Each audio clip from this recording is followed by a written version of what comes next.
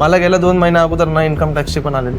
तुमचं saving account आहे, तुमच्या अकाउंटला कसं काय एका महिन्यात 4.5 लाखाचं झाले. 100 पैकी मी 43 लीड कम्प्लीट केलेले आहे. कारण काय असतं ना, माणसाला फ्री भेटतं, माणूस लक्ष न देत. बरोबर आहे. बी फ्रँक, एक म्हणजे एक मेंटॅलिटी. बरोबर आहे. फुकटचा सल्ला कोणालाच नको. येस, तोच सल्ला पैसे देऊन घेता लोक. फ्री मध्ये मला एक कमीत कमी ना 12 ते 14 कामं झालेले. 5 महिन्यात तुम्ही 250 कामं केले आरामात, ऑलमोस्ट उरकले. केले. कारण की एका दिवसात आम्ही 7-8 कामं काढतो. प्लस त्यासोबत सरांनी एका दिवसात 12 इव्हेंट्स पण केलेले आहेत. 250 कस्टमर पर कस्टमर जास्त होता, पण मी 10,000 पकडले. 250 कस्टमर 25 लाख रुपये बिलिंग अमाऊंट. तेवढं प्रॉफिट मोठ्या ऑर्डर्स मध्ये नसून तेवढं छोट्यामध्ये असतं. मला जस्ट डायलचा पण एक्सपिरियन्स आहे, मला गुगलचा पण आहे. मी गुगलला 70,000 रुपये घातले. ओके. जस्ट डायलला माझा पिंपरी चिंचवड मध्ये सगळ्यात मोठा पॅकेज होता. ओके. एका महिन्याला माझे 28,000 रुपये जायचे. अरे बापरे, मंथली 28,000 रुपये भरलेले मी. पण एकही लीड मला म्हणजे कचरा असतो ना, जस्ट डायल वरनं मला फक्त कचरा यायचा. 2,000 टाकले, 2 दिवसात गायब होऊन जायचे. बरोबर. आपण ठीक आहे, आपण 500 रुपये बजेट सेट केलं तरी ते 2,000 गायब होऊन जायचे. त्याला पण वाईट टाकलं मी. माझं फक्त रेफरन्स वर चालू होतं. बरोबर. त्यानंतर तुमचा कॉन्टॅक्ट भेटला, त्यानंतर एक म्हणजे म्हणता ना, एक रनवे भेटला विमानाला उडायला. बस तेच, बाकी काही नाही. नमस्कार. 360 लीड्सवाला आपण ग्राउंड लेवलला काय काम करतो आणि केटरिंग व्यावसायिकांना व्यवसाय कसा वाढायला मदत करतो. तर आज प्रॅक्टिकल उदाहरण बघायला आलेलो आपण जयेश माळी सरांच्या गोडाऊनवरती. त्यांचं कारखाना आहे हा प्रॉपरली, ते पूर्ण इथंच सगळं ऑपरेशन हँडल करतात. तर गेले मार्च महिन्यापासून ते आमच्यासोबत काम करतायत. तर मार्च महिन्यापासून फ्री लीड्स पासून चालू झालेली जर्नी आज किती ऑर्डर्स पर्यंत आलेली आहे आणि ते काम कसं करतायत आणि त्यांना बेनिफिट्स कसं होतोय हे आज आपण बघणार आहोत.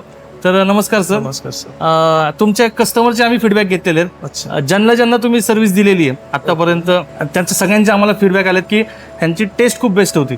बरोबर. कस्टमर सांगतो आम्हाला की ह्यांनी सर्व्हिस जी दिली ती आम्हाला प्रॉपर दिली आणि कस्टमर तुमचा प्रत्येक कस्टमर हॅपी होतो.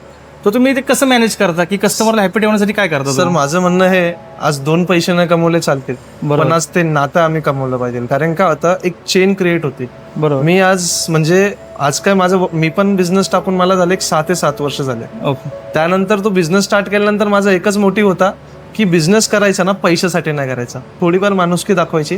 त्यानंतर ठीक आहे, आज पैसे सगळेच कमवता, प्रत्येक बिझनेसमध्ये पैसा आहे. बरोबर. पण जेवण एक असं हे की प्रत्येक कार्यक्रमामध्ये जेवण एक सगळ्यात इम्पॉर्टंट असतं. बरोबर. त्यामुळे आपण तिथं पैसे न कमवता क्वालिटी दिली, क्वांटिटी, सर्व्हिस आपली व्यवस्थित ठेवली तर कस्टमर खुश होतं. कस्टमरचं एकच हे असतं की बाबा जेवण देताय तुम्ही. आता प्रत्येकाच्या घरात कार्यक्रम रोज नाही होत, कधीतरी असतो. त्यांचं एकच म्हणणं असतं की बाबा कार्यक्रम सर आमचा आहे की चांगलं जेवण गेलं पाहिजे. बरोबर. आपण तेच क्वालिटी शेअर करतो की प्रत्येक गोष्ट आपण A1 वापरली जाते. बरोबर. त्यानंतर आमचे शेफ पण आहेत, 25, 26 वर्षाचा एक्सपिरियन्स आहे त्यांना. अरे वा. आणि त्यातले 28 शेफ आहेत, त्यातले माझे 5 शेफ असे ते आउट ऑफ काम करून आलेले. ओके. ते पण आपल्याकडे काम करतात. अरे त्यामुळे मी कुठेतरी टीम सांभाळली, त्यामुळे मी ती सर्व्हिस देऊ शकतो आता आणि पुढेही देणार. येस. आम्ही एक फीडबॅक ऐकलं होतं मॅडमचा. त्या मॅडम म्हणल्या की तुम्ही आम्हाला अपेक्षितच नव्हतं की अशी ऑनलाईन इन्क्वायरी केल्यावरती प्रॉपर सर्व्हिस भेटेल. सर टायमावरती आले, टायमावरती त्यांनी सगळ्या गोष्टी केल्या आणि फॅमिली आमची हॅप्पी झाली. म्हणजे लिटरली आम्ही इव्हेंटमध्ये एवढं बिझी होतो की तिकडे बघायला पण लक्ष नव्हतं. बोपखेडचे असतील ते मॅडम. Yes yes.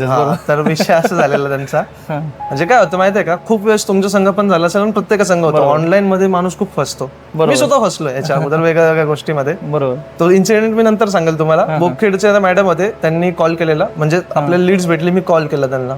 त्यांनी खूप प्रश्न विचारले, कुठून नंबर भेटला, काय भेटला, कसं. मी सगळं सांगितलं. त्यांना बरं ट्रस्ट नव्हता. त्यांना म्हटलं मॅडम तुम्ही गोडाऊनला. नेमकी ते IT प्रोफेशन मध्ये होते, त्यांचे डिफेन्स मध्ये होते आणि ते जॉबला होते IT. मग काय झालेलं, ते बोलले आम्हाला यायला टाइम नाही, तुम्ही या भेटायला. मी गेलेलो भेटायला, ऑर्डर कम्प्लीट झाले, तिकडूनच तसं गेलो. आणि त्या टायमाला काय ऑर्डरवरून आलं की माणसाला हे नसतं, माणूस जातो, काम झालेलं असतो, थकलेला असतो, तरी मी भेटायला गेलो. पण नंतर भेटायला गेल्यानंतर ते मॅडम म्हणाले तुमचंच आहे का? हो म्हटलं मॅडम. मग मी त्यांना, आणि आपला बिझनेसचा रूल 80% ऍडव्हान्स, त्यानंतर 20% का होतं. खूप मी पण खूप हे केलेलं आहे, त्यामुळे तो एक रूल बनवलाय मी. आणि बरेचसे, आणि काही लोक तर 100% घेतात, पण नाही. त्या मॅडमला म्हटलं मॅम तुम्ही एकही रुपया ऍडव्हान्स नका द्या, हा कार्यक्रम हा माझा घरचा मी करेल. ठीक आहे ना, तुमच्या शब्दांनी वाटतंय, मी बघणार नाही काय, तुम्ही या, तुम्ही सगळं करा. ऍट द एंड सर तुम्हाला सांगतो, त्यांनी बिलिंगच्या वरती, बिल पेड झाल्यानंतर त्यांनी 5,000 रुपये माझ्या माणसांना टिप दिलेली. का? कारण की तुम्ही सगळं देऊ शकता, बाकी काही नाही. ओके. आणि ही इन्क्वायरी तुम्हाला कशी भेटली, थोडीशी सांगू शकता का? मला लीड, आपले 360 लीड्स आहे ना, त्याच्यावरनं मला रोज डेली येतात. त्यामधून मी प्रत्येक शॉर्टलिस्ट करतो, कस्टमरला कॉल केला, नोट डाऊन करतो, कोणता कस्टमर खरंच जेन्युइन आहे, कोणता नाही. त्यांचं त्यानंतर एक रेडियस बनवलं, म्हणजे माझ्या लॅपीमध्ये मी रेडियस केलंय 3 किलोमीटरच्या आतलं वेगळं एक्सेलमध्ये जातं, ते वेगळं जातं. मग त्या हिशोबाने मी हे करतो. ते मे बी बोपखेडचे मॅडम होते ना, त्यांच्या संग कॉन्टॅक्ट करताना पहिले असंच कॉन्टॅक्ट केला, मला जेन्युइन नव्हतं वाटलेलं. बरोबर. पण नंतर थोडा कॉन्टॅक्ट, आणि माझी एक सवय, तुम्ही मला सपोज तुम्ही कस्टमर आहे, तुमचा प्रोग्राम नोव्हेंबरमध्ये, बरोबर, आज कॉन्टॅक्ट झाला, मी तुम्हाला फोन करणार, पण मी माझ्या केटरिंग बद्दल तुमच्या संग नाही बोलणार. नॉर्मल कन्व्हर्सेशन पहिले फॅमिलीयर होईल, बरोबर. त्यानंतर केटरिंगचं तुम्ही स्वतःहून माझ्या संग बोलणार. बरोबर, ही माझी स्ट्रॅटेजी. अरे वा, म्हणजे स्वतःहून बिझनेस त्यांना सांगायचं नाही, सर मी केटरिंग मधून बोलतोय. बरोबर आहे. जस्ट नाव ते सेव्ह करून घेता, रॅन्डमली बोलायचं सर कुठपर्यंत आला, काय आला, आपण सांगायचंच नाही सर ऑर्डर कधी देतात, ते स्वतःहून सांगता की सर ऑर्डर एक घ्या. म्हणजे तुम्ही स्टार्टिंगला सेल्स पिच नाही काय करत, काहीच नाही करत, त्यांना आधी फॅमिली आहे त्यांचं समजून घेतो, ऑर्डर कशी आहे ती समजून घेता, आणि मग त्यानंतर त्यांना पिच करता. आतापर्यंत चांगली तुमच्या आठवणीत राहिलेली एखादी कुठली ऑर्डर आहे अशी की ती खूप छान तुमच्या लक्षात राहिली आणि त्यातनं छान फीडबॅक काय आला? नाही सर, खूप आहे, खूप आहे, खरं सांगतो. त्यातली एखादी? आता जस्ट रिसेंटली माधवलीला गेलेली, 400 लोकांचं काम होतं, डेस्टिनेशन वेडिंग होतं प्युअरली.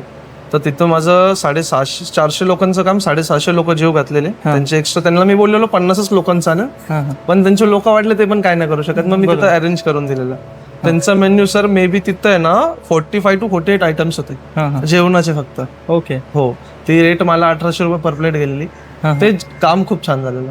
ओके. आणि कस्टमर पण एवढं खुश झाला, त्यांनी त्याचे सगळे, त्याच्यानंतर त्याच्या घरातला प्रोग्राम, त्याच्या बर्थडे वगैरे सगळं माझ्याकडे. त्याच्यानंतर माझे 3 प्रोग्राम झाले गेल्या 2 महिन्यातच. त्याच्या घरात 3 ते 4 प्रोग्राम झाले लग्न सोडून. अरे वा. हो. नाही म्हणजे ही गोष्ट अशी असते की तुम्ही कस्टमरला जेवढं समजून घ्याल बरोबर, तेवढं कस्टमर तुम्हाला तेवढा रिवॉर्ड बॅक करतं त्या केसमध्ये. बरोबर ना? बरोबर. 10 इन्क्वायरी जर आले असतील त्यातले कन्व्हर्जन किती होतात तुम्हाला अंदाजे? सर तुम्ही म्हणता की 20% 22% कन्व्हर्जन होता गेल्या. आता सीझन नाही म्हणून मी तुम्हाला आताचं नाही बोलत, सीझन मध्ये मे मध्ये तुमचे 100 लीडचा पहिले पॅकेज 100 लीड्स. बरोबर. त्याच्यामधून 100 पैकी मी 43 लीड्स कम्प्लीट केलेले. अरे वा, म्हणजे मे महिन्यात तुम्हाला 43 ऑर्डर्स कम्प्लीट, म्हणजे leads माझे बुक झालेले आहे. क्या बात आहे. 43. अरे वा. हो, म्हणजे तुम्ही आम्ही तरी खूप एक्सपेक्ट करताना 20-25%चा रेशो पकडतो. मी 40 ते 45 केलाय. मी तुम्हाला बोललेलो पण फोनवर, सर म्हटलं आपले ऑर्डर एवढे झालेले आहे. आणि माझे सगळ्यांचे माझ्याकडे ना PDF आहे. अरे प्रत्येक काय होतं, आज फोन माझा हरवला किंवा काही झालं, माझे प्रत्येक कस्टमरचा कॉन्टॅक्ट नंबर, लोकेशन, किती तारखेला काम झालं, बरोबर, आणि काम काय होतं, एक्सेल मध्ये सगळं सेव्ह आहे. अरे वा. म्हणजे आता सरांनी मे महिन्यामध्ये हायएस्ट 43 इव्हेंट्स एका महिन्यात कंप्लीट केले होते. म्हणजे दिवसाला 150च्या जवळपास झालं. नाही, तुम्ही म्हणजे मला लीड 100 भेटले ना, मे मधलेच नव्हते असं नाही म्हणत. मे मध्ये पुढचे 100 लीड्स पैकी मी 43 लीड्स फायनल केले. ओके. हो, म्हणजे तारखा पुढे मागे होते. ओके. म्हणजे 100 लीड्स मध्ये 43 कन्व्हर्जन केलेलं, 43% कन्वर्ट झालेलं असं. येस. सर आता मार्च पासून आपलं काम चालू आहे, तर मार्चला आम्ही स्टार्टिंगला 100 फ्री इन्क्वायरी दिल्या होत्या. त्या 100 फ्री इन्क्वायरी स्टार्टिंगला तुमचा कन्व्हर्जन रेशो किती कमी होता किंवा किती जास्त होता, त्यातनं काय अनुभव? फ्री मध्ये मला कमीत कमी ना 12 ते 14 कामं झालेले माझे फ्री इन्क्वायरी. मी लक्ष नाही दिलेलं, कारण काय असतं ना, माणसाला फ्री भेटतं, माणूस लक्ष नाही देत. बरोबर आहे. बी फ्रँक, म्हणजे एक मेंटॅलिटी. बरोबर आहे. फुकटचा सल्ला कोणालाच नको. येस, तोच सल्ला पैसे देऊन घेता लोक. फ्री सर्व्हिस नाही घेत सर, खरं सांगतो मी. मी तुमच्यापेक्षा खूप लहान आहे, पण तेवढा मार्केट स्टडी केला आणि त्याच्यावरनं सांगतो, आपण कोणालाही सल्ला देऊन नाही म्हणतो. मला फ्री लीड्स पहिले वाटल्या की नाही बाबा असं असेल, तरी मी कॉल केला. 1-2 जण बोलले की हो आहे, मला म्हणजे करू आपण. त्यामुळे मी लक्ष नाही दिलं. पण नंतर शेवट लीड्स कमी मार्क उरल्यावर का आता काहीतरी करावं लागेल. मग मी त्याच्यामधून 12-13 लीड्स केलेल्या पाहिजे. अरे वा. म्हणजे ते 12-13 तुमच्या ऑर्डर्स चालू झालेलं माझं. आता त्या ऍव्हरेज ऑर्डर्स किती लोकांच्या असायच्या अंदाजे, म्हणजे किती मिनिमम किती आणि मॅक्झिमम किती? मिनिमम मी ऑर्डर 20 लोकांचे पण केलेले, आणि त्याच्यातून मला 600, 700, 800 लोकांचे पण ऑर्डर भेटले. ओके. म्हणजे आपल्या आता लग्नाच्या ऑर्डर्स तुम्हाला ज्या भेटल्या ते 600-700 पर्यंत. स्वारगेटचं पण होतं लग्न, ते होतं 1200 लोकांचं होतं. अरे वा. माझी पूर्ण टीम, सामान मी तिकडे घेऊन गेलो. ओके. म्हणजे 1200 लोकांचं लग्न सरांकडनं कम्प्लीट कुठल्या तारखेला झालं होतं आणि कुठल्या महिन्यात? सर हे 16 मेला झालेलं. 16 मेला झालेलं स्वारगेटचं लग्न, आणि मलवलीचं झालेलं 28 मेला. ते किती लोकांचं होतं? ते पण ते सांगितलं ना, 400 लोकांचं 450 एक झालेले. लेका फार्मला पण झालेलं मे मध्येच लग्न. नाही, मे नाही, जून मध्ये. ते पंजाबी फॅमिली होती, पण देहू रोडचे ना त्यांचे काका हे होते, नगरसेवक होते. बरोबर. तर त्यांचं पण लग्न जून मध्ये झालेलं, 14 का 15 जूनला होतं. ते पण चांगलं झालेलं. ते पण होतं. त्यांचं रिसेप्शन होतं 250 लोकांचं, आणि लग्न 600 लोकांचं लग्न. ओके. सर आता ह्याच्यामध्ये एवढे लोकांचे ऑर्डर्स असतात, हे सगळं असतं, तुम्ही मॅनेज कसं करता, कारण की आता हे मॅनेजमेंट खूप क्रिटिकल असतं आणि मॅनपॉवर आणि हे सगळ्या गोष्टी खूप सांभाळणं हे असतं. नाही सर, मॅनेजमेंट क्रिटिकल नसतं, आपण त्याला कसं बघतोय, प्रॉब्लेम कसा आहे तो कसा मॅनेज करतो त्यावर डिपेंड आहे. बरोबर. आता ऑर्डर असली, सपोज मला 10 तारखेची ऑर्डर आहे, हां मी त्याला 6 तारखेपासूनच प्लॅनिंग करेल. बाबा आपल्याला 7 तारखेला सगळं किराणा आणायचं, रॉ मटेरियल आणायचं, 8 तारखेला हे काम करायचं, 9ला हे करायचं, मॅन पॉवर 7ला 8ला सांगायची. मग ऍट द एंड गाडी पण भरायची राहिली. आता माझे मुलं पण आहे ना सर कामगार, ठीक आहे मी मालक आहे, पण मी कधीच माझ्या मुलांना, तुम्ही माझे मुलं पण असेल हाय त्यांना पण विचारा, म्हणजे सर कधी मालक म्हणून राहिले की काय करून राहिले. अक्षरशः गाडी पण भरायची राहिली, चला आपण गाडी भरून घेऊ. म्हणजे काय होतं, तोपर्यंत आपण आपल्या कामामध्ये म्हणजे ऑफिसमध्ये झाडू मारत नाही, तोपर्यंत त्याचं आपल्याला हे समजत नाही आपल्याला, ग्राउंड लेवल समजत नाही. ग्राउंड लेवल नाही समजत. मी अक्षरशः ऑर्डरला पण जातो, तिथं सुद्धा कधीतरी गरज पडली काम करतो. असं नाही की मॅन पॉवर असल्यावर पण मॅन पॉवरला सांगतो बाबा तू आराम कर, खूप काम केला मी करतो अशी गोष्ट. ओके, म्हणजे ऍज अ तुम्ही टीमला प्रॉपर आपली टीम म्हणून आणि त्यांना जे लागेल नाही की त्यांच्याकडे सगळं टाकून नाही काम होत, नाही होत सर. तुम्ही इन्व्हॉल्व होऊनच त्या गोष्टी हँडल करता, त्यामुळे सगळ्या गोष्टी होऊन जातात. सर मग काय होतं माहिती आहे का, आपण जर का त्यांच्यावर सगळं टाकलं, बरोबर, आपण काहीच नाही केलं, तर मग ते ग्रोथ आहे ना तो खूप स्लो होते, स्लो होऊन जाते, थांबून जाते. आणि ते मुलांना काम करायला पण मजा नाही. बरोबर. आणि जर का मुलांना वाटतं नाही यार मालकच काम करतो, चला आपण फटाफट करून घेऊ, मग ते 2 तासाचं काम 1 तासात आवरून होतं. मी पण फ्री, ते पण फ्री, आराम पण होतो, आराम पण होतो, अशी गोष्ट. सर अंदाजे मला एक विचारायचं होतं की आता मार्च ते आता ऑगस्ट, ओके, आता आज 5 ऑगस्ट तारीख आहे, तर 5 ऑगस्ट पर्यंत अंदाजे किती इव्हेंट्स तुमचे झाले असतील आणि मंथली ॲव्हरेज काय आपला 360 लीड्स करून आलेल्या लीड्सचा? सर मंथली ॲव्हरेज अप्रॉक्स तुम्हाला जस्ट टेंटेटिव्ह सांगितलं ना, 250 प्लस झाले असतील काम, 250 ते 300 प्लस कामं झाली टेंटेटिव्ह.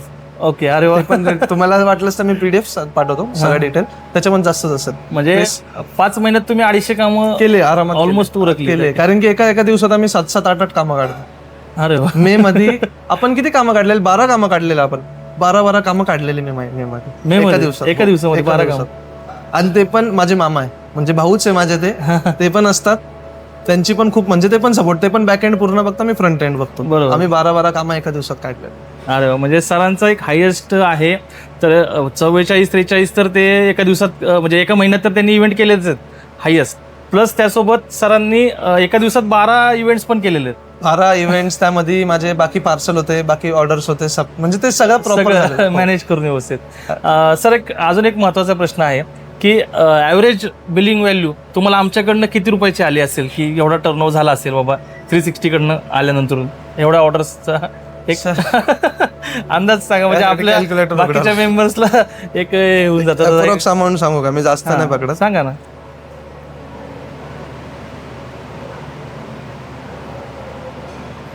10,000 पकडले मी बस. 250 कस्टमर पर कस्टमर जास्त होता, पण मी 10,000 पकडले. 250 कस्टमर, 25 लाख रुपये बिलिंग अमाऊंट आहे. ओके, म्हणजे 250 रुपये प्लेट. तुम्हाला खोटं नाही बोलत, हा व्हिडिओ म्हणजे जसं आपण फ्रेमवर आहे, तरी मी तुम्हाला सांगतो, मला गेल्या 2 महिन्या अगोदर ना इन्कम टॅक्सची पण आलेली. तुमचं सेव्हिंग अकाउंट आहे, तुमच्या अकाउंटला कसं काय एका महिन्यात 4.5 लाखाचं झाले. अरे बापरे. म्हटलं सर चुकलं, म्हटलं माझं करंट नाही म्हणे, असं चालत ना, तुम्ही ऑफिसला अजून नाही गेले. त्यांचं मला नोटीस आली, त्यांना मला 2 लाख काहीतरी 47,000 रुपये भरायचे. म्हणजे एवढ्या ऑर्डर आले की इन्कम टॅक्सची नोटीस आली. इन्कम टॅक्सची पण नोटीस आलेली. आणि मी तुम्हाला ऑगस्ट नाही, मे मध्ये तुम्हाला मी ट्रान्झॅक्शन दाखवतो. गुगल पेला वरती दिसतं बघा, तिथं आहे 7,70,000 रुपये. ओके, इन्कम आणि आउटगोईंग. म्हणजे 250 रुपये प्लेटनी सरांनी 250 कस्टमर पकडले मी, 250 ग्राहक, सॉरी 250 ग्राहक पकडले. 10,000 फक्त 10,000 पकडले ऍज पर, बाकी जास्त काहीच नाही पकडलं, आणि जास्तच बिलिंग होतं, पण 10च पकडलं मी. ओके, म्हणजे सरांनी थोडासा एक अंदाज सांगितला, पण मेन त्याच्या डबल पण असू शकतो. डबल आहे. म्हणजे सर किती 25 लाख?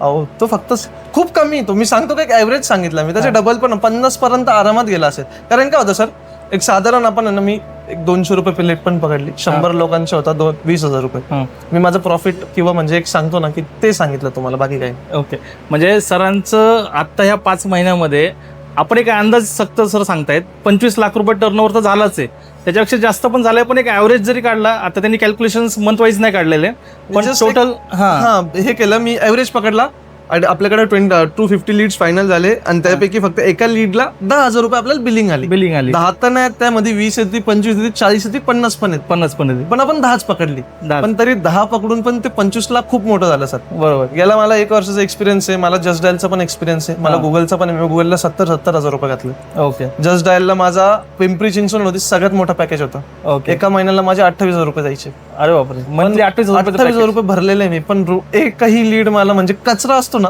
हा हा. जस्ट डायल वरनं मला फक्त कचरा यायचा. अरे बापरे. मी सगळं बंद केलेलं, काहीच नको. गुगल चालू केलं, गुगल मध्ये पण ते बोलले आपण हे करू ते करू. त्यानंतर पण थोडे लीड्स आले, हा. 2,000 टाकले, 2 दिवसात गायब होऊन जायचे. बरोबर. आपण ठीक आहे, आपण 500 रुपये बजेट सेट केलं तरी ते 2,000 गायब होऊन जायचे. अरे. त्याला पण वाईट टाकलं मी, माझं फक्त रेफरन्सवर चालू होतं. बरोबर. त्यानंतर तुमचा कॉन्टॅक्ट भेटला, त्यानंतर एक म्हणजे म्हणता ना, एक रनवे भेटला विमानाला उडायला, बस तेच, बाकी काही नाही. सर तर खूप चांगलं काम करतायत, पण एक लक्षात घ्या, त्यांचं हार्डवर्किंग पण तेवढंच आहे. दिवसाला सकाळ संध्याकाळ ते त्यांच्या फॅक्टरीमध्ये असतात, त्यांच्या टीम सोबत असतात आणि ग्राउंड लेवल ते काम पण करतात. ही गोष्ट अचीव्ह करताना आहे ना, बऱ्याच बारक्या गोष्टींचं लक्षात घ्यावं लागतं. आपण कस्टमरशी काय बोलतोय, कस्टमर सोबत कसं बोललं पाहिजे, कस्टमर काय मागतोय, ह्या बारीक गोष्टी बघितल्यावरती ह्या गोष्टी अचीव्ह होतात. टर्नओव्हर वाढायला वेळ लागत नाही सर. एक बूस्ट असतो प्रत्येक बिझनेसमध्ये, तो बूस्ट भेटला ना की आपल्याला बाकीच्या गोष्टी करायला इझी जातं. म्हणजे आपल्याकडे पैसे आले तर आपल्याकडे जे एक मशिनरी घ्यायच्यात त्या घेऊ शकतो, आपल्याकडे नवीन इक्विपमेंट घ्यायच्यात ते घेऊ शकतो, आपल्याला एक्सपान्शन करायचं असेल तरी करू शकतो. बूस्ट मिळायच्या आधी जो हे असतो ना की ते कस्टमर कन्व्हर्जनच जमत नाही लोकांना. तर कस्टमर कन्व्हर्जन करण्यासाठी म्हणजे लीड पासून ते ऑर्डर फायनल होईपर्यंत ही प्रोसेस कशी तुम्ही फायनल करता? सर जसं मी तुम्हाला सांगितलं, कस्टमर्सला हे बघा, एक गोष्ट बोलू का, कस्टमरला काय पाहिजे ते सगळ्यात इम्पॉर्टंट आहे. बरोबर. नाहीतर काय होतं, ठीक आहे बाबा, मी जयेश माळी बोलतोय, मी भूमिका केटरर्स मधून बोलतोय, तुम्हाला काय काय हवं तुमचं हे बोललं, एक म्हणजे एक स्क्रिप्ट बोलली ना आपण. बरोबर. तर स्क्रिप्ट बोलली तर ते कुठंच नाही होत मॅच. बरोबर. त्याला काय पाहिजे त्याला समजून घ्या पहिले, त्याला बोलू द्या, त्याचं ऐकून घ्या, कारण की listening is the most important. Speaking पेक्षा लिसनिंग इम्पॉर्टंट आहे सर. ओके, म्हणजे कस्टमरला फक्त आपलं नाही बोललं पाहिजे, तर ऐकून घ्यायचं पहिले. ओके. कस्टमरचा सपोज तुमचा लीड आला, मला लीड आल्यानंतर कस्टमरला मी तसं सांगितलं, इव्हनिंगला कॉल करतो. बरोबर. हॅलो सर, हॅलो कोण बोलतंय, त्यांचं नाव, ठीक आहे. त्यानंतर त्यांना सांगतो सर तुमच्या घरात फंक्शन आहे का? हो आहे. मग तुम्हाला खूप गरज पडत असेल म्हणजे वेगवेगळ्या व्हायची, तुम्हाला केटरिंगची पण गरज आहे का? हो म्हणे आहे. बरोबर. मग त्यानंतर मग त्यांना विचारायचं कसा प्रोग्राम आहे, काय प्रोग्राम आहे, ठीक आहे. त्यांना मग आपलं मेन्यू कार्ड पाठवायचं, लिंक्स पाठवायचे, सगळे पाठवायचे, ते मग ते ओव्हरसीज करतात. पण काय होतं माहितीये का, आपण मेन्यू कार्ड सगळं पाठवल्यानंतर पण कस्टमर ओपन करतो, सोडून देतो. बरोबर. आणि काय लोक चुकी काय करता, आज फोन केला, ए बाबा फोन केला मी लीडला, काही टेन्शन नाही, ते येईल माझ्याकडे. ते कसं काय स्वतःहून आहे, त्याला आठवण तर पाहिजे तू कोण आहे. बरोबर आहे. मग वापस दुसऱ्या दिवशी इव्हनिंगला काल कोणाला कॉल केलेला, काल कोण फीडबॅकला आहे, माझ्या बिझनेस व्हॉट्सअपला मी टॅग टाकले.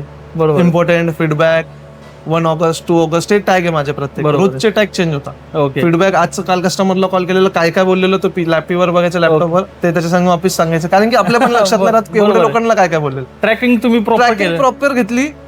सर मी सांगतो, मला म्हणजे आता फंक्शन पण होतं तुम्हाला माहिती आहे माझ्या घरात, त्यामध्ये ना मला ऑर्डर बुक नव्हतं झालेला. बरोबर. 4-5 दिवस झाले टेन्शन मध्ये, ऑर्डर नाही लीड्स होते पण ऑर्डर नव्हते. बरोबर. मी टेन्शन मध्ये होतो सर. उठलो सकाळी, देवपूजा केली, महादेवाच्या मंदिरात गेलो, ऑर्डर नाही हवा, देवाला पाय पडला. बरोबर. त्यानंतर फोन खोलला, लॅपटॉप खोलला, ऑर्डर काय नाही, ठीक आहे, मागचे फीडबॅक ते तर सोडूनच द्या. बरोबर. पण सकाळी उठल्यापासून संध्याकाळपर्यंत सर मी पूर्ण दिवस घातला, पण तिथून मी एक 7 कस्टमर काढले, 7 कस्टमर पूर्ण फायनल केले without testing. Okay. Without testing. हा ठीक आहे सर, तुमचं बोलणं चांगलं आहे, तुम्ही जेन्युइन आहे, मी काम देतो तुम्हाला. ओके. मग त्यानंतर मी निवांत झालो, मग हळूहळू वापस चालू. म्हणजे मी जर का तुम्हाला सांगितलं ना की मी पूर्णपणे फोकस केला माझा 100%. बरोबर. इथून जर का निघून पूर्ण तिथं फोकस केला तर मी एवढं शुअर सांगतो 100 पैकी मी 60 ते 70 लीड्स तुमचे आरामात कन्वर्ट करू शकतो. अरे वा. कारण की ते सगळे कॅटेगराईज करून माझ्याकडे आलेले, ते समजतं. बरोबर आहे. काय होतं, मला प्रत्येक याच्यावर लक्ष न देतात तेवढं. डेफिनेटली. आणि ह्युमन माइंड आहे, आपण मशीन नाही. बरोबर. की कोणासंग काय बोललो, कोणासंग काय बोललं ते लक्षात नाही. ट्रॅकिंग फक्त राहिलं पाहिजे. कारण की प्रत्येक जण काय करतो, पहिल्या कॉलवरतीच कस्टमरशी बोलून डील फायनल करायला बघतो. सर तुम्ही अंदाजे किती कॉल नंतर डील फायनल होते, असा एक ऍव्हरेज तुम्ही सांगू शकाल अंदाजे? मला पहिल्या कॉलवर कस्टमर आपण त्याला समजून घेतो, माहिती घेतो. जर का जवळ प्रोग्राम असेल, जसं आजचं पार्सल, तो एकाच कॉलवर फायनल झाला. बरोबर. कस्टमर काय करता, लांबच्या प्रोग्रामला लवकर हे शोधत राहतो. बरोबर. त्यामुळे जर का त्यांचा लेंथ, तो टायमिंग जास्त, ड्युरेशन जास्त असेल ना, कमीत कमी मला 3 ते 4 कॉल लागतात. ओके. म्हणजे सांगणार कस्टमर आज कॉल कर, उद्या कर, पण मला 4 कॉल, मिनिमम 4 कॉल मध्ये मी डील फायनल करतो. ओके. म्हणजे तुम्ही कंटिन्यू सर 4 कॉल पर्यंत फॉलोअप घेतात लांब तारीख असेल, समजा पुढच्या महिन्यात इव्हेंट असेल, तर ते फॉलोअप तेवढं घेणं गरजेचं आहे. 4 कॉल करणं गरजेचं आहे. गरजेचं आहे. कस्टमरचे जर इव्हेंट लवकर असेल तर ऑर्डर लवकर फायनल होते. पण शेवटी कस्टमरच्या हिशोबाने आपण जर आपला बिझनेस मॉडेल चेंज केला, आपलं स्पीच चेंज केलं, तर डेफिनेटली त्या केसमध्ये फायदा होऊन आणि जातो. असं पण नाही सर, मी असं पण केलं, मी कस्टमर पण सोडले. पण काय होतं माहितीये का, एकच्या मागे गेलं ना आपण 10 सुटून जातात. बरोबर आहे. मग जर का तो खरंच तर व्हॅल्यू नाही त्याला, हा हा मग मी तो कस्टमर सोडून देतो. बरोबर. मग तो किती पैसे राहू द्या, काही राहू द्या. सर आता आपण जसं म्हणत होतो की कस्टमर कन्व्हर्सेशन, की 4 कॉल केल्यावरती कस्टमर फायनल होतोच लॉंग ऑर्डरच्या, म्हणजे लग्नाची ऑर्डर असेल. आता काय होतं की छोटी ऑर्डर असेल 30-40 लोकांची, 50 लोकांची, तर त्या ऑर्डर शक्यतो आपण टाळतो किंवा त्या ऑर्डरकडे जास्त लक्ष देत नाही.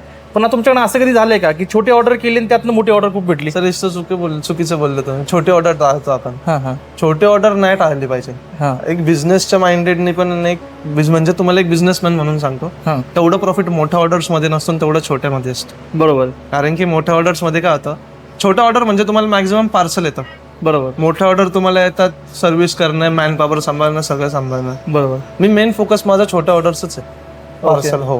काय होतं माहितीये का, छोट्या ऑर्डर मधून मोठे तर येतातच 101%. कारण की एक असा क्लायंट नाही, तुम्हाला लिस्ट देतो, कोणालाही फोन लावा, व्हिडिओवर लावा, ऑन स्क्रीन लावा.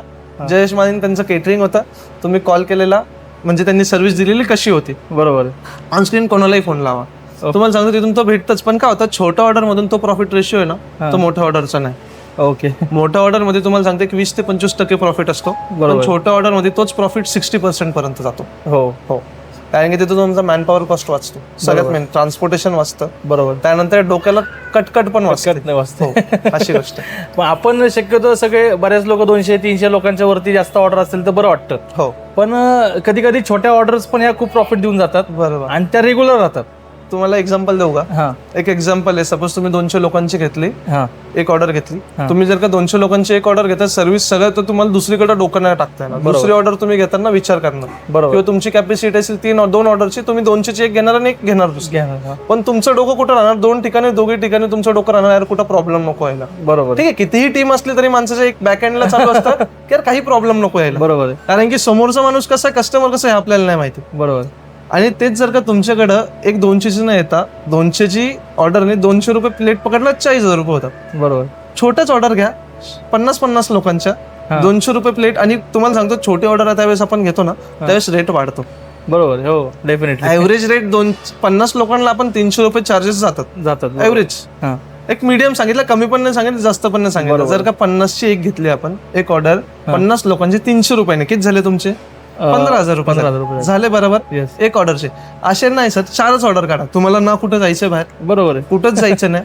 तुम्हाला सर्व्हिस न्यायची, फक्त गोडाऊनवरून जेवण रेडी झालं त्यांना पॅक करायचं, कॅटेगराईज करून ट्रान्सपोर्ट करायचं. बरोबर आहे. तुमचा माणूस पण न जाणार, तुमचा मॅन पॉवर पण न जाणार, काहीच जाणार नाही. ओके. इथून जेवण गेलं, तुम्ही फ्री, तुम्ही फॅमिली संग पण टाइम स्पेंड करू शकता, तुम्ही बाकीचे काम धंदा बिझनेस मध्ये पण लक्ष देऊ शकता. म्हणजे काही बिझनेस ओनर फक्त काम करण्यात एवढे बिझी राहतात आणि त्यातनं आउटपुट त्यांना काही मिळत नाही मिळत. पण जर स्मार्ट वर्किंग केलं तो होतं, तर सगळं फॅमिली मॅनेज करता येते, बिझनेस मॅनेज करता येतो आणि प्रॉफिट मॅनेज करता येतं. सोपी गोष्ट आहे. 200नी जर का 200 रुपये पर प्लेटनी 200 लोकांचं काम केलं, 40,000 रुपये बिल होतं. हा. बरोबर. हेच तुम्ही न टेन्शन करता 200 लोकांचं काम केलं, हा. पण तुमचा जनरेशन की ज्याला 60,000 रुपये, 60,000 रुपये. तिकडे तुम्हाला 20% प्रॉफिट भेटणार, इथं तुम्हाला मिनिमम 50% भेटणार आहे. बरोबर.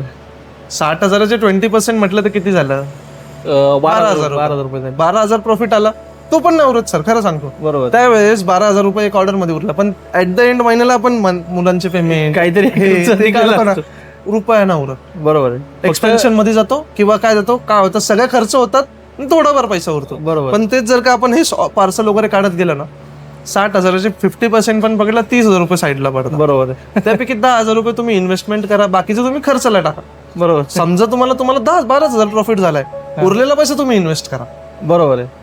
ती गोष्ट मी फॉलो करतो. येस. म्हणजे तुम्ही बिझनेसचं कॅल्क्युलेशन एकदम परफेक्ट बसवलंय की प्रॉफिट कुठे गेला पाहिजे आणि इन्व्हेस्टमेंट कुठे गेली पाहिजे आणि कसं मॅनेज केलं पाहिजे. बरोबर. सर्वात महत्वाचं, सरांचं वय पहिलं बघूया. सर, तुमचं वय किती आहे? 2003 बॉर्न आहे, एंडिंग. ओके. म्हणजे तुम्ही आता फक्त 22 कम्प्लीट, 23 रनिंग आहे आता. अरे वा. म्हणजे फक्त सर 23 वर्षाचे आहेत आणि 23 वर्षामध्ये त्यांनी एवढा मोठा बिझनेस आता हँडल पण करतायत आणि ते वाढवतायत पण. आणि खूप लहान वयापासून काम चालू केलं, म्हणजे 16 वर्षापासून म्हणजे परफेक्टली नव्हतं, पण जस्ट समोर चालायचं हे काम. जसं तुम्हाला सांगितलं ना, माझे मामा अगोदरपासून करायचे.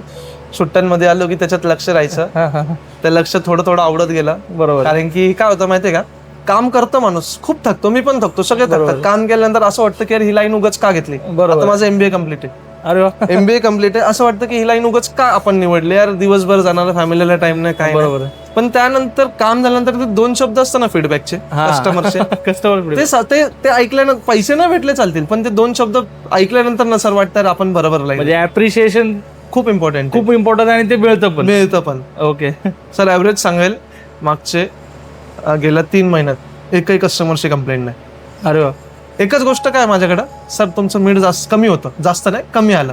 सर कमी करू शकतो, जास्त आलं तर काय करणार. बाकी कोणतीच कंप्लेंट नाही आली. ओके. कसेच ना सर्व्हिसची ना फूडची ना काहीच. ओके. हो. उलट मीठ कमी ठेवल्यामुळे बाकी सगळ्यांनाच खायला इझी झालं. हो, ते मी स्वतःहून सांगतो. ऑर्डर बुक करताना माझं फायनल झाली, सर जेवणात मीठ कमी राहील, तुमच्या हिशोबाने तुम्ही टाकून घ्या. जास्त आलं मी इथं काढू शकतो पण तिथं नाही काढू शकत. बरोबर. बिझनेस वाढवण्यासाठी अजून काय काय केलं पाहिजे. बिझनेस वाढवण्यासाठी ठीक आहे, पण आता सध्या तुकाराम मुंडे आल्यापासून तुम्हाला सगळ्यांना समजलं. पण ऍक्च्युली पहिल्यापासून आपण काळजी घेतली पाहिजे. स्वच्छता, त्यानंतर सर्व्हिस, आपण कोणतं फूड वापरतोय, रॉ मटेरियल काय वापरतोय, कुठून घेतोय, काय घेतोय, आपण कोणाला फूड ऑर्डर, आता ठीक आहे मी म्हणत नाही मलाच ऑर्डर द्या, बरोबर, बट तुम्ही त्यालाही ऑर्डर देता ना, तिथं जा. कारण की तुम्ही गोडाऊनला गेले असतील सर, ह्याच्या अगोदर खूप केटरिंगच्या, तुम्हाला समजला असेल फरक बाकीच्या गोडाऊनचं केटरिंगचं आणि आपल्या गोडाऊनचं केटरिंग. डेफिनेटली. अक्षरशः आतमध्ये घुसायची इच्छा नाही होत. बरोबर, नाही होत इच्छा, कारण की वास वगैरे घाण एवढं असतं. पण मी ना, हे एक गोडाऊन नाही, ही माझी लक्ष्मी. कालचं इन्सिडेंट सांगतो. काल संध्याकाळी लेट काम झालेलं, माझं फ्लॅट आहे तातवड्यामध्येच, पण सगळे मुलं 3 मुलं होते. 11 वाजले, यार काय म्हटलं जाऊ दे, काय आता फ्लॅटवर जाणार, काल इथंच झोपलो मी, सकाळी काम इथंच झोपू, काय होणार आहे मुलांसमोर, बरोबर, आरामात जाऊ. त्यामध्ये मी ना फूड क्वालिटी आणि आपण कोणतं मटेरियल युज करतो त्यावर सगळ्यात जास्त इम्पॉर्टंट फोकस केला पाहिजे. ओके. म्हणजे क्वालिटी इज मस्ट. आणि आता तर सगळीकडे तेच झालं. चालेल. थोडे दिवस चालेल, पण लोकांनी हे आठवण ठेवलं पाहिजे, लॉंग टर्म केलं आणि कस्टमर साठी हे केलं पाहिजे. ठीक आहे, तुकाराम मुंडे सर गेले तरी लोकांनी ते लक्षात ठेवलं पाहिजे की बाबा ही क्वालिटी इम्पॉर्टंट, लोकांनी विचारलं पाहिजे.